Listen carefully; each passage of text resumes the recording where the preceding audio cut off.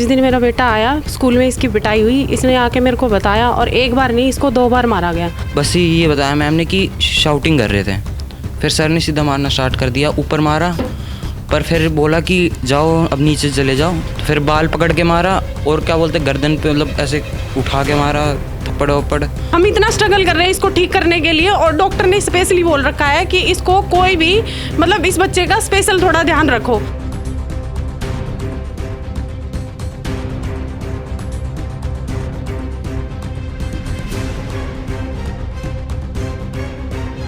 Principal का ऐसा बर्ताव है कि वो तो बोल रहा है कि मैं तुम्हारे बच्चे का भगवान हूँ, अब अगर मैं चाहूँगा तो क्या कहते हैं ये पेपर देगा, अगर मैं नहीं चाहूँगा तो वो पेपर नहीं दे पाएगा। गुरु गोविंद दो खड़े काको लागू पाए, बलिहारी गुरु आपने जो गोविंद दियो मिलाए। जी हाँ, ये कहावत बताई गई थी और कही गई थी स्कूल के टीचरों के लिए, स्कूल के अध्यापकों के लिए, लेकिन आज ये कहावत अपने आप के मायने खोती जा रही है। जी हाँ, आज हम जो मामला आपके सामने लेकर आ रहे हैं वो निश्चित तौर पर आपका दिल दहला देगा। हम जो अभी एक बच्चे के साथ हैं, इस बच्चे का नाम है प्रतीक। प्रतीक पढ़ता है दिल्ली स्मालखा रोड के पास, द्वारका के पास एक जगह है स्मालखा, और इस यहाँ पर एक स्कूल है, पब्लिक स्कूल, हीरा पब्लिक स्कूल। प्रतीक उस स्कूल में पढ़ता है 10वीं कक्षा के अंदर, और प्रतीक एक बहुत ही भयंकर बीमारी से ग्रस्त है, और जो बीमारी उसको कोरोना महामारी के बाद लगी। इस बच्चे की जो रीढ़ की हड्डी, उसके अंदर किसी प्रॉब्लम के कारण इसकी बॉडी का बैलेंस नहीं बन पाता। हम जो आपको वीडियोस दिखा रहे हैं वो देख सकते हैं कि इस बच्चे को उस बीमारी के चलते अपने शरीर से कुछ उपकरण लगाने पड़ते हैं। दिन के अंदर 5 से 6 घंटे इसे वो बेल्ट और वो तमाम ट्रीटमेंट को इम्प्लीमेंट करना पड़ता है, जिसे लेकर निश्चित तौर पर स्कूल के अंदर भी उसे कुछ ना कुछ दिक्कतें होती हैं। लेकिन ऐसे में जब स्कूल को पूरा कुछ पता है प्रतीक के मामले में कि वो उसे किस तरह की बीमारी से प्रतीक जूझ रहा है और किस तरह की उसको प्रॉब्लम है, बावजूद इसके स्कूल प्रबंधन और स्कूल प्रिंसिपल और स्कूल टीचर्स इसके साथ किसी भी तरह का कोऑपरेशन नहीं करते। कोऑपरेशन करना तो दूर, इसे प्रताड़ित किया जाता है और पिछले महीने इसको पनिशमेंट किया गया और इसको साथ मारपीट की गई, जिसकी शिकायत इनके पेरेंट्स ने की कि आखिर आपने हमारे बच्चे को इस हालत के बावजूद भी क्यों पनिश किया। पेरेंट्स द्वारा टीचर्स को बताया जाता है पूरी घटना के बारे में, तो स्कूल जो टीचर्स हैं प्रतीक को सिंपैथी देने के बजाय इसको और ज़्यादा मेंटली हरासमेंट करने लग गए।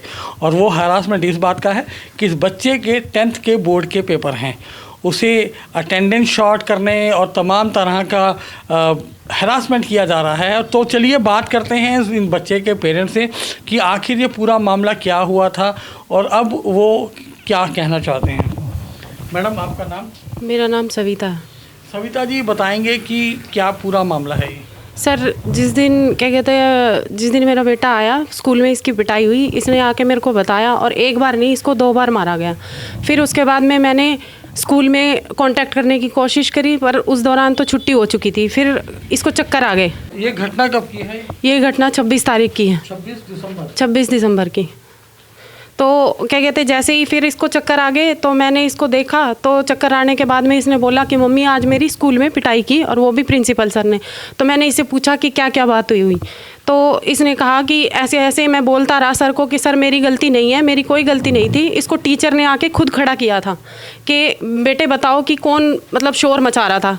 बात सिर्फ यही थी, मेरा बेटा खड़ा हुआ और 2 बच्चे और खड़े हुए थे, ठीक है। और प्रिंसिपल सर आए ना, उन्होंने कुछ पूछा। पहले तो एक बार क्लास के अंदर ही मतलब बेटे को मारा, और उसके बाद फिर स्टेज के पास इनको जाने के लिए बोल दिया कि स्टेज के पास जाके खड़े हो जाओ।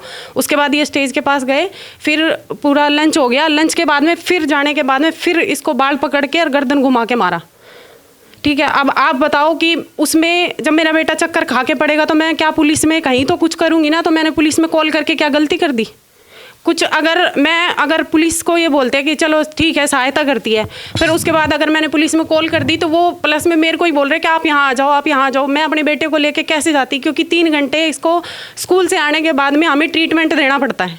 उसके बाद में 2 रात को फिर से इसका ट्रीटमेंट चलाते हैं ताकि ये जल्दी ट्रीटमेंट से किस तरह का देना पड़ता सर ट्रीटमेंट के लिए ना इसको इस एक टाइप से थेरेपी हम करते हैं, मालिश भी करते हैं हम इसकी कि जल्दी से जल्दी। और ये बीमारी इसको आज से नहीं है, ठीक है, ये पहले से ही है। और स्कूल को सबको सब कुछ पता है, इसका हर मेडिकल हर एप्लीकेशन हम हर सब कुछ लगाते हैं स्कूल में। जब भी इसकी छुट्टी करवानी होती है या कहीं कोई इलाज के लिए हमें बताता है तो हम वहाँ लेके जाते हैं, तो हमेशा इसकी छुट्टी कराने के बाद में क्या कहते हैं इसकी एप्लीकेशन वगैरह सब कुछ लगाते हैं।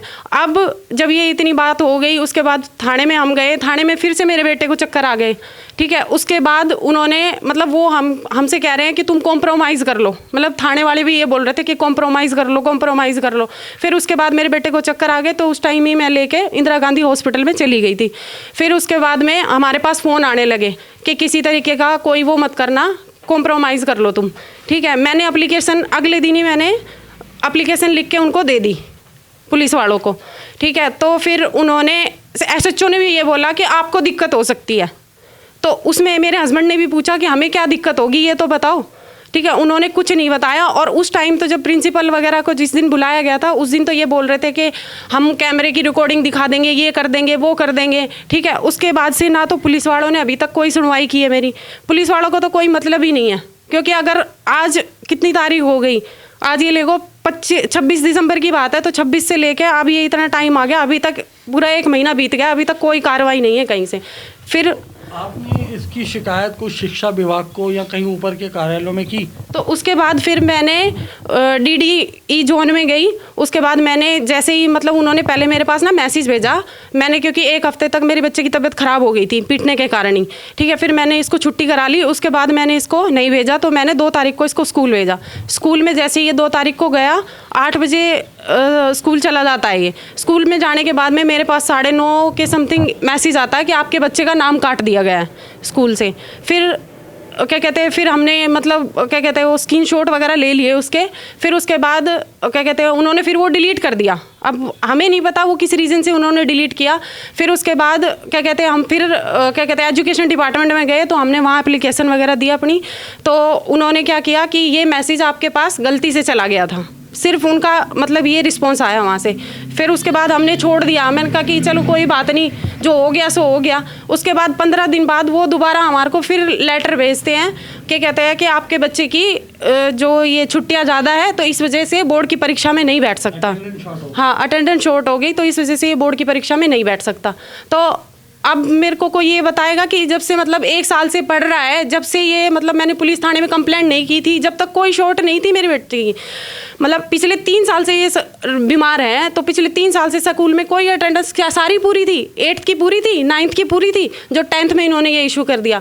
क्योंकि वो चाहते हैं हम वहाँ पे, फिर मेरे हस्बैंड गए तो उनको बुलाया गया, कह रहे कि एक बार आप आ जाओ। तो ये चले गए उस लेटर को लेके कि इसका क्या मतलब है। तो कह रहे कि हाँ, क्या कहते हैं ना, ये हमने भेजा है और ये आगे से हमारे पास से आता है CBSE बोर्ड से, आपके बच्चे की अटेंडेंस शॉर्ट है तो आपका बच्चा नहीं बैठ सकता।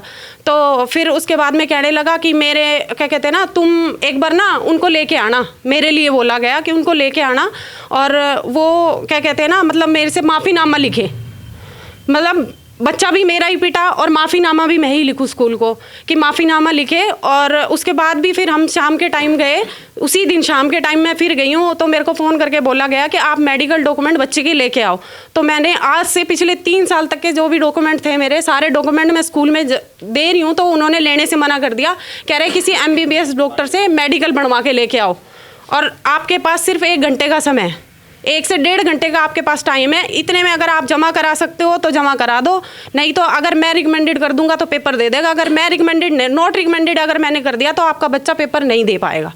यानी कि तमाम तरह की जो बातें निकल कर आ रही हैं वो ये है कि इस वक्त स्कूल जो मैनेजमेंट है और जो स्कूल प्रिंसिपल है, निश्चित तौर पर इन बच्चे को, ना केवल इस बच्चे को बल्कि इनके जो अभिभावक हैं उनके पेरेंट्स को भी मेंटली हरासमेंट किया जा रहा है। सविता जी, जो आपके बच्चे को बीमारी है ये कब से है और इस बीमारी का नाम क्या है? सर, ये बीमारी कोरोना काल से ही मेरे बच्चे को लगी है। इस बीमारी का नाम अभी डॉक्टरों ने स्कोलियोसिस ही बताया है, बाकी तो वो कहते हैं क्या कहते हैं अगर ये जेनेटिक नहीं है, इसको ये कोरोना काल में ही इसको लगी है, ठीक है। और मतलब कोई भी अगर कहीं भी कुछ भी बता देना तो मैं वहीं लेके चली जाती हूँ अपने बच्चे को। मतलब कोई अगर कहीं भी कह देना कि वहाँ लेके चले जाओ, और वहाँ लेके मतलब मैं चली जाती हूँ।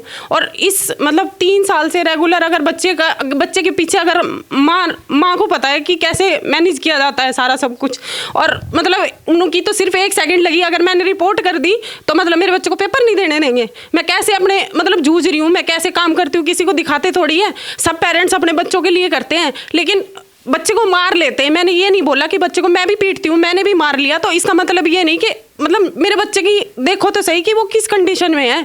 ठीक है, मैं ये लगाती हूँ उसको, स्कूल में तो ये रेगुलर पहन के गया पिछले 9th क्लास में, और अब ये बनी है इसकी, ये देखो। इसको पहनाने में भी दिक्कत होती है या नहीं होती? ठीक है, जरा आके कोई पहना तो दे, और इसके साथ खड़ा होना पड़ता है। इसको वॉशरूम के लिए भी दिक्कत होती है, तो भी हम मतलब अवेलेबल रहते, कभी भी चक्कर आ जाते हैं इसको। ठीक है, इसलिए बिल्कुल इसके साथ साथ हम घूमते रहते हैं। मतलब हम इतना स्ट्रगल कर रहे हैं इसको ठीक करने के लिए, और डॉक्टर ने स्पेशली बोल रखा है कि इसको कोई भी मतलब इस बच्चे का स्पेशल थोड़ा ध्यान रखो। तो मतलब प्रिंसिपल का ऐसा बर्ताव है कि वो तो बोल रहा कि मैं तुम्हारे बच्चे का भगवान हूँ। अब अगर मैं चाहूँगा तो क्या कहते हैं ये पेपर देगा, अगर मैं नहीं चाहूँगा तो वो पेपर नहीं दे पाएगा। कब से बच्चा आपका स्कूल में पढ़ रहा है, कौन सी क्लास से पढ़ रहा है? 6th क्लास से पढ़ रहा है बच्चा मेरा। तो यानी कि स्कूल के पास पूरे रिकॉर्ड्स हैं उनके? हाँ सर, हर एप्लीकेशन मैंने लिखवा के दी है। अब ऐसा तो कोई भी पेरेंट्स या कोई भी बच्चा नहीं करता ना कि कोई भी एप्लीकेशन दे और उसकी रिसीविंग ले। अब वो प्रिंसिपल का कहना तो ये है कि मैं तो मतलब सारे डॉक्यूमेंट को क्या कहते हैं बिल्कुल ख़त्म कर दूंगा। मैं तो मना कर दूंगा कि तुमने कौन से डॉक्यूमेंट दिए, तुम्हारे पास कोई रिसीविंग थोड़ी है।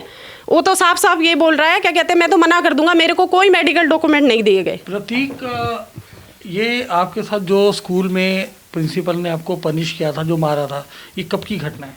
ये 26-27 तारीख की है। तो क्लास शोर मचा रही थी, तो और पेपर चल रहा था वैसे, पर क्लास शोर मचा रही, चीटिंग कर रही थी। तो एक मैम आई, उनने सबको बाहर कर दिया। तो बाहर में बैठ रहे थे, फिर 2 बच्चों को सीट नहीं मिली थी तो वो खड़े थे। तो फिर मैम ने मुझसे पूछा कि क्या हुआ था, कौन कौन शोर कर रहा था। मैं बता ही रहा था, इतने में सर आ गए। सर ने पूछा कि क्या हो रहा था, तो बस ये बताया मैम ने कि शाउटिंग कर रहे थे।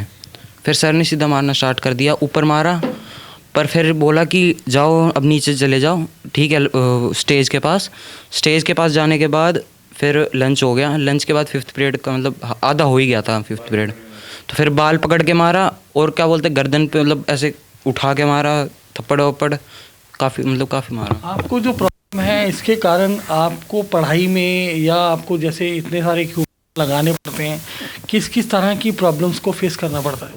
आखिर मैं पढ़ता हूँ बैठ के तो फिर दर्द होना स्टार्ट हो जाता है। एक पोजीशन में रहता हूँ, जब ऐसे आखिर ज़मीन पे भी बैठ जाऊँ तो वो भी दर्द होता है।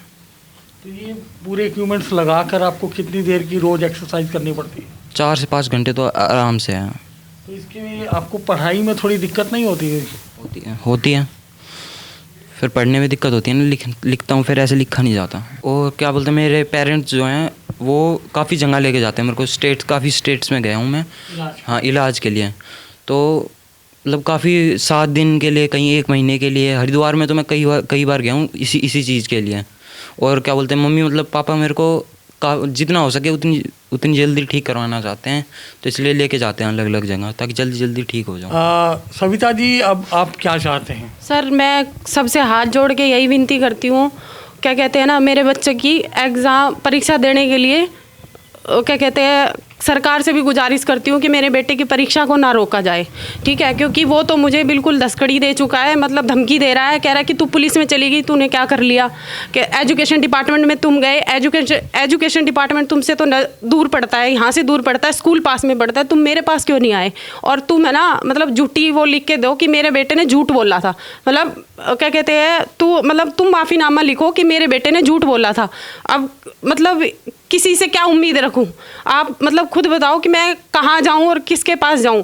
मुसीबतों से हम जूझ रहे हैं, तो सबसे हाथ जोड़ के विनती करती हूं कि मेरे बच्चे के लिए क्या कहते हैं बस एग्ज़ाम के लिए बस बोलना चाहती हूँ मैं, कुछ नहीं।